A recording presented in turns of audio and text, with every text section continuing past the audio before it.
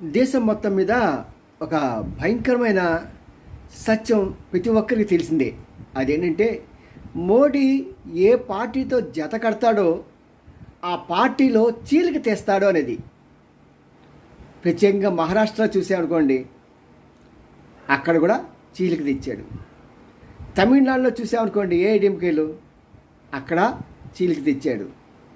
ఆయన ఎక్కడ కాలు పెడితే ఎక్కడ ఏ పార్టీతో పొత్తు పెట్టుకుంటాడో ఆ పార్టీని చీల్చుకొని తను బలపడతాడు. అంటే ఈయనకి బాగా స్విమ్మింగ్ టెక్నాలజీ తెలుసు.